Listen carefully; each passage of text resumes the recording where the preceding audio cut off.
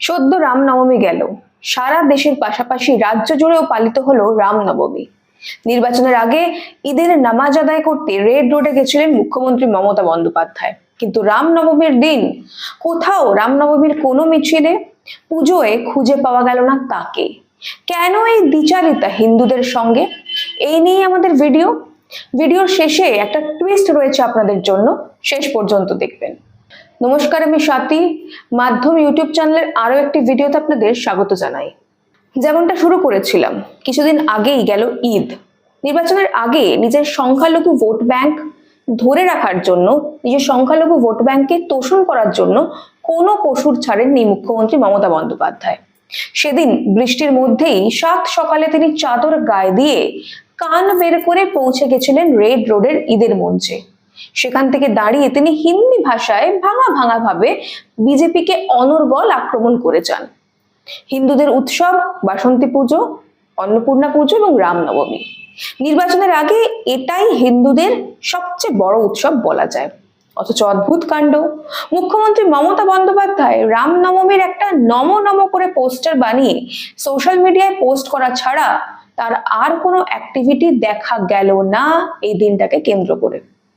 আপনারা সেই পোস্টার দেখলে অবাক হবেন। আমি দেখাচ্ছি, দেখুন পোস্টারটা।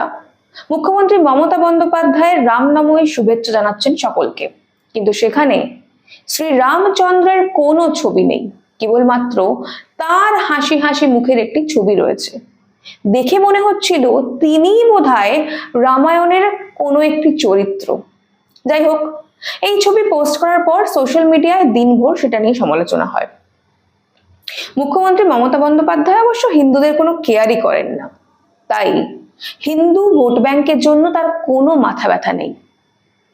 আর সেই জন্যই রামনবমীতে কোনো অ্যাক্টিভিটি দেখা গেল না মুখ্যমন্ত্রী মমতা বন্দ্যোপাধ্যায়ের। কেন বারবার শ্রীরামের বিরোধিতা করেন মুখ্যমন্ত্রী? কেনই বা প্রকাশ্যে তিনি হিন্দুদের বিরোধিতা করেন, হিন্দুদের নিয়ে নানা রকম আলটপকা মন্তব্য করেন? আজ সেটাই পর্যালোচনা করব। কিন্তু মূল বিষয়বস্তুতে যাওয়ার আগে আমরা একটু ব্যাকগ্রাউন্ডটা আলোচনা করে নিই।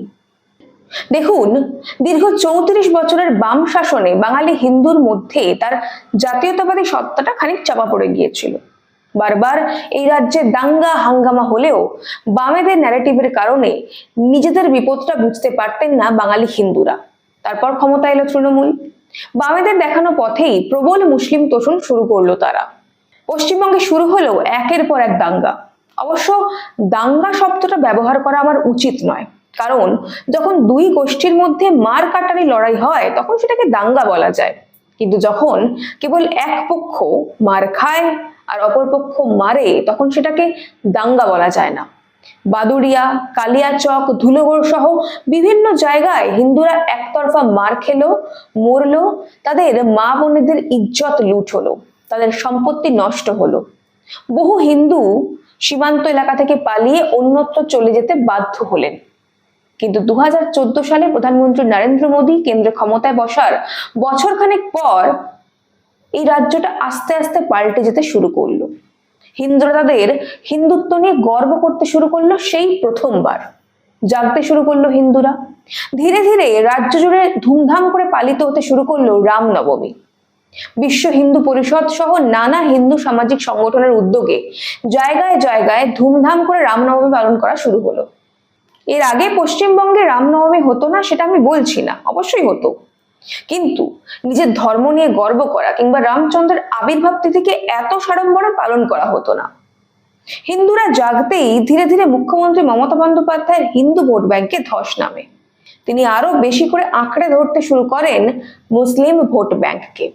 এরপর 2019 সালের লোকসভা নির্বাচনে এই রাজ্যে বিজেপির 18টি আসন পাওয়ার পর রামচন্দ্র এই রাজ্যে রাতারাতি বহিরাগত হয়েছেন।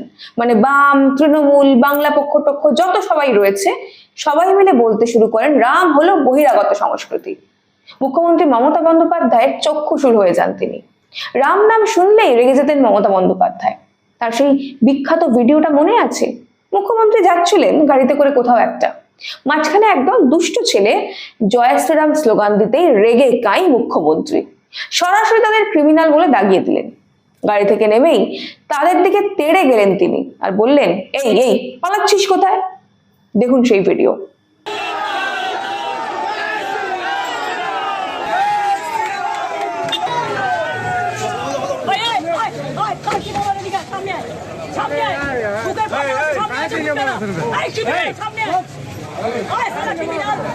তারপর অবশ্য নদী দিয়ে কত জল গড়িয়ে গিয়েছে, কত বছর পেরিয়ে গিয়েছে, বাংলার হিন্দু সমাজ আরো বেশি করে একত্রিত হয়েছে, আর তত বেশি করে মুখ্যমন্ত্রী মমতা বন্দ্যোপাধ্যায় সরে গিয়েছেন তার মুসলিম ভোট ব্যাংকের কাছে। বিভিন্ন জায়গায় প্রকাশ্যে তিনি অপমান করেছেন হিন্দুদের, হিন্দু দেবদেবীর, কোনো প্রতিবাদ হয়নি। মুখ্যমন্ত্রী এই সমস্ত কথা বলতে একটুও ভয় পাননি, কারণ তিনি জানেন হিন্দু ভোট ব্যাংকে ধস নামলেও অটুট আছে মুসলিম ভোট ব্যাংক, আর হিন্দুরা বিশেষ প্রতিবাদ করে না, কাজেই যা খুশি তাই বলে দাও, কোনো চিন্তা নেই। আমার মনে হলো এই প্রসঙ্গে আপনাদের একটু মনে করিয়ে দিই কোথায় কোথায় কখন কখন মুখ্যমন্ত্রী হিন্দু ধর্মের অপমান করেছেন। বিভিন্ন সময় বিভিন্ন সভায় মুখ্যমন্ত্রী হিন্দু ধর্মকে গান্দা ধর্ম বলেছেন, মানে নোংরা ধর্ম বলেছেন। হিন্দুদের পবিত্রতম সমাবেশ মহাকুম্ভকে তিনি মৃত্যু কুম্ভ বলে সম্বোধন করেছিলেন। কোটি কোটি পুণ্যার্থীর আধ্যাত্মিক আবেগকে এভাবে অমঙ্গলজনক শব্দের মাধ্যমে তাচ্ছিল করেছিলেন তিনি। তারপর জনসমক্ষে দেবীর আরাধনা করতে গিয়ে ভুলভাল সরস্বতী মন্ত্র পাঠ করেন তিনি। মন্ত্রের শুদ্ধতা নষ্ট করা, ভুল উচ্চারণ ধর্মীয় শাস্ত্রের প্রতি তার উদাসীনতা ও অবজ্ঞাকেই প্রকাশ করে। তাছাড়া তার মুখে বিষ্ণু মাতা তো বিখ্যাত। আধ্যাত্মিক আলোচনা করতে গিয়ে তিনি ভগবান শ্রীকৃষ্ণ এবং শ্রী রামকৃষ্ণ পরমহংসের জীবনী ও বাণী গুলিয়ে ফেলেছিলেন একবার। এই ধরনের ভুল মহাপুরুষদের আদর্শের প্রতি চরম অসম্মান। আবার পুরীর জগন্নাথ দেবের নাম উচ্চারণ করতে গিয়ে তিনি ওই জগন্নাথ আর ভগবান দুটোকে মিক্স করে সমাস করে বা সন্ধি করে ভগন্নাথ বলেছিলেন। ইষ্ট দেবতার নাম এভাবে বিকৃত করা জগন্নাথ সংস্কৃতি এবং ভক্তদের হৃদয়ে গভীর আঘাত দিয়েছিল। বাঙালির ঘরে ঘরে বৃহস্পতিবার অত্যন্ত ভক্তির সঙ্গে পাঠ হয় লক্ষ্মীর পাঁচালী। সেই লক্ষ্মীর পাঁচালী পাঠ করতে গিয়েও তিনি ভুলভাল এবং উল্টাপাল্টা অনেক মন্তব্য করেছিলেন। তারপর শ্রীরামকৃষ্ণের কালোজয়ী বাণী যত মত তত পথকে তিনি রাজনৈতিক স্বার্থে যত মাটি তত টাকা বলে ব্যাখ্যা করেন। এই মহান আধ্যাত্মিক দর্শনকে অর্থের সঙ্গে তুলনা করা অত্যন্ত গর্হিত কাজ বলেই আমি মনে করি। এছাড়াও মাস কয়েক আগে ব্রিগেডে লক্ষ্যকণ্ঠে যখন গীতা পাঠের অনুষ্ঠান হচ্ছিল, সেখানে মুখ্যমন্ত্রী মমতা বন্দ্যোপাধ্যায়ের আমন্ত্রণ থাকা সত্ত্বেও তিনি যাননি এবং তিনি বলেন এটিকে রাজনৈতিক অনুষ্ঠান, বিজেপির অনুষ্ঠান, যদিও এটা হিন্দু সমাবেশ ছিল। অথচ রেড রোডের নামাজে গিয়ে রাজনৈতিক ভাষণ তিনি দিতে পারেন।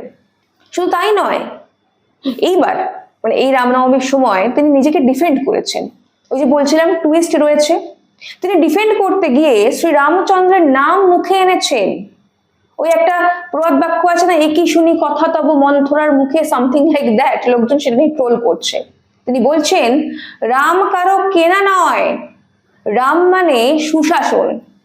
মুখ্যমন্ত্রী ঠিকই বলেছেন, কিন্তু জয় শ্রীরাম শুনলে কেন তিনি রেগে যান তার কোনো উত্তর অবশ্য মুখ্যমন্ত্রীর কাছে নেই। এতগুলো উদাহরণ দিলাম, কি বুঝলেন? এরপরেও কি বাঙালি হিন্দু চোখ বন্ধ করে থাকবেন, নাকি বাঙালি হিন্দু এবার নিজেদের ভালোটা বুঝবে? জানান আমাদের কমেন্ট করে। আজ এই পর্যন্তই, দেখা হবে পরের একটি ভিডিওতে। ততক্ষণ পর্যন্ত সঙ্গে থাকুন, দেখতে থাকুন মাধ্যম।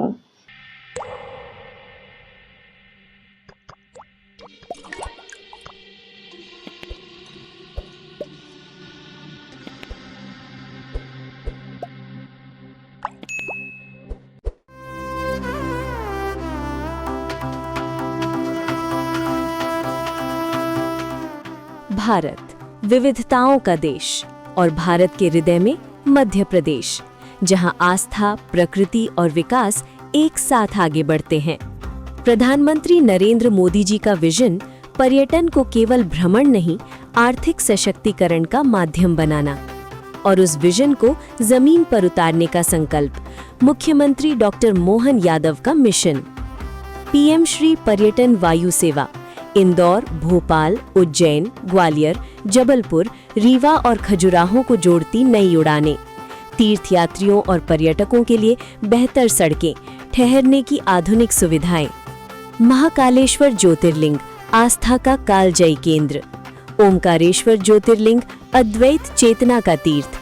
अमरकंटक नर्मदा का उद्गम। चित्रकूट राम कथा की पावन भूमि। Kanha tiger reserve, Bandhavgarh tiger reserve, Pench tiger reserve, प्रकृति संरक्षण के साथ इको टूरिज्म का विस्तार। कूनो और गांधी सागर वन्यजीव संरक्षण की नई पहचान। प्राणपुर, सावरवानी और लाडपुर खास सर्वश्रेष्ठ पर्यटन ग्राम। चंदेरी का क्राफ्ट हैंडलूम टूरिज्म विलेज रोजगार और परंपरा का संगम। मोदी जी का विजन भारत को वैश्विक पर्यटन मानचित्र पर अग्रणी बनाना। यादव जी का मिशन मध्य प्रदेश को उस विजन की धुरी बनाना। मध्य प्रदेश आस्था, प्रकृति और विकास का संगम।